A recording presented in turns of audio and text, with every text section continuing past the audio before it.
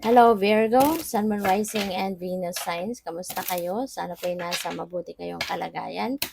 Welcome back po sa Star Tarot. At kung bago kayo rito, welcome din po kayo. Please subscribe, like, share my videos, and leave me a comment kung nakaresonate kayo. Thank you. So, Virgo, first card po ninyo ay Three of Pentacles. Ayan. So, this is collaboration, partnership, yun, ano, si Three of, Pentacles. Pwede rin ang iba sa inyo dito, baka ikaw yung makikipag-collaborate with someone, or ikaw yung mag-offer ng partnership with someone, pwedeng ganon. Pwedeng trabaho, pwedeng project, pwedeng business, pwedeng ganon, no? So, depende sa inyong sitwasyon, but makikipagtulungan ka, no? Makikipagtulungan ka. Pupuwede rin ang iba sa inyo is going to focus on learning, around this time. Baka meron kayong gustong alamin, matutunan, pag-aralan, mga ganyan. Kaya you will be also going to focus on education or educating yourself more. So we have King of Pentacles. Wow, this is your energy, Virgo. This is a Pentacle energy. So napakaganda. Si King of Pentacles, this signifies abundance, prosperity, success, no? Financial and material success. Um, Maaaring meron ditong wealth coming your way, kaya ka magiging yayamanin, no? Meron kang mga financial blessings na dadating, na siguro mas madadagdagan pa yung pera mo, or po pwedeng ito yung pagmumulan mo ng ito yung magiging source, 'di ba, ng inyong kayamanan, 'di ba? Ito yung magiging source ng inyong kaperahan, kumbaga. So, 'yun. Pupuwede rin na this is financial opportunities, no? Pupuwedeng meron dito mga opportunity na pagkakakitaan ninyo, maaaring meron ditong opportunity na magkakaroon kayo ng mas maraming pera, mas lucrative na trabaho, mga ganyan, no? So, you will be on top of you will be on the pinnacle of success in terms of your money, career, and finances with this energy.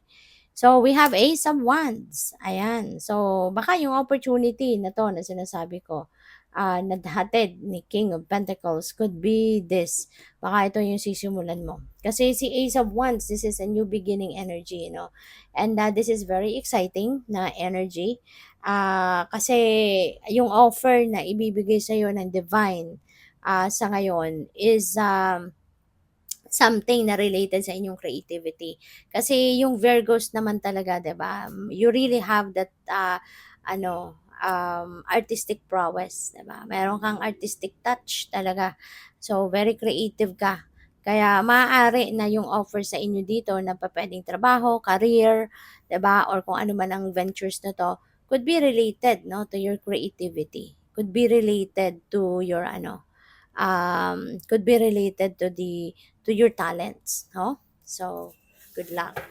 And maraming salamat for subscribing. And if you haven't subscribed yet, subscribe na kayo. And also, maraming salamat din for not skipping the ads. Malaking bagay yan sa akin. And also, please click the join button sa baba ng video kung gusto po ninyo na mag-join kayo sa membership. Salamat! So, what else? We have choose who you are becoming. Maaring ngayon, nag-iisip-isip ka, no? Maaring nagmumuni-muni ka. Maybe you are thinking of long-term goals. Ganon. Kaya nag-iisip ka ngayon kung what do you want? No? What do you want in life? Who do you really want to be? Kumbaga, in a certain period of time. So, pwedeng merong ganon, ano? Si Virgo. Kaya, para ngayon, it's time for you na pagmuni-munihan ito, 'di ba? Maaaring you are going deep within you at para alamin mo sa sarili mo kung ano nga ba ang gusto mong, sino nga ba ang gusto mong maging, no? Yung gano'n. So, what else? Ambush fear with your ferocious dream. Ayan. So, wag kang matakot na gawin ang mga bagay na kailangan mong gawin para na maisakatuparan mo ang inyong mga pangarap. Okay, Virgo? Um, Maaari na ang iba sa inyo rito, merong mga pangarap, napakaganda ng inyong mga pangarap, matayog, maganda, pero pupuwedeng hindi mo 'to nararating kasi maaaring natatakot kang gawan ng paraan, nagdadalawang isip ka, nagpo-procrastinate ka, mga ganyan. Kaya inaanyayahan kayo dito na ambush fear with your ferocious dreams, 'di ba? Isantabi mo yung takot at mas mas dapat na buhayin mo sa isip mo, sa puso mo yung yung urge na tuparin ang inyong pangarap. 'Di ba? Kasi kung takot ang mas mamamayani, kumbaga wala kang mahihita diyan, 'di ba? Nothing. It will just, create, negative situations sa buhay mo kung matatakot ka. But if you are going to focus on your dreams, 'di ba? Mas, tawag dito, kung mas iisipin mo na tuparin ang inyong mga pangarap, mas mai-inspire ka, 'di ba?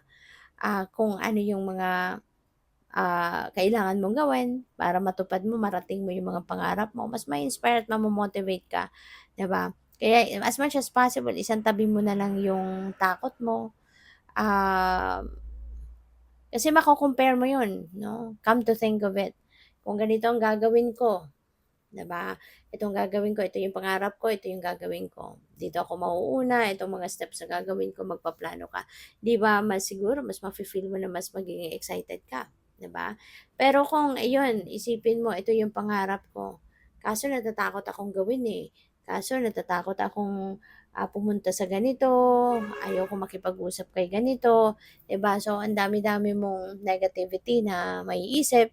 So, tignan mo ang sarili mo kung saan mapupunta, 'di ba? Imagine, 'no, kung saan ka mapupunta, 'di ba? So, and you can compare, 'di ba? You can compare kasi lahat tayo, we are all given free will, 'di ba? We are all given free will. May kanya-kanya tayong desisyon, may kanya-kanya tayong judgment, may kanya-kanya tayong, um, perception, ano. Kaya pag-isipan ninyong mabuti kung alin ang mas pipiliin mo, yung mabuhay, sa ilalim sa anino ng takot or yung mabuhay ka na, you're living your dream, 'di ba? So yun, tingnan mo, pag-isipan mong mabuti. So we have balance, ayan. So you may need to bring the balance back in your life, Virgo. Maaari kasi na, kung kunyari, hindi mo naaalagaan yung inyong sarili. If you are always tired, 'no, maraming bagay siguro ang hindi mo na nagagawa para sa sarili mo, pag-aalaga, pagtulog, pagkain ng maayos, 'di ba? For sure, meron at meron kang mararamdaman na kakaiba, discomfort sa inyong pangangatawan, sa inyong pag-iisip, 'di ba? Kasi kunyari, 'di ba, hindi ka nakakakain ng masustansyang pagkain. So, siyempre magiging unhealthy ka na, 'di ba? So, your energy will not be like 100% kasi kung lalo-lalo na kung hindi ka na nga nakakakain ng masustansya, puro ka na fast food dahil sa sobrang busy, hindi ka na nakakapagluto. Oo, tapos kulang ka pa sa tulog or maaaring hindi ka nakakatulog, 'di ba? So, talagang hindi ka magiging healthy.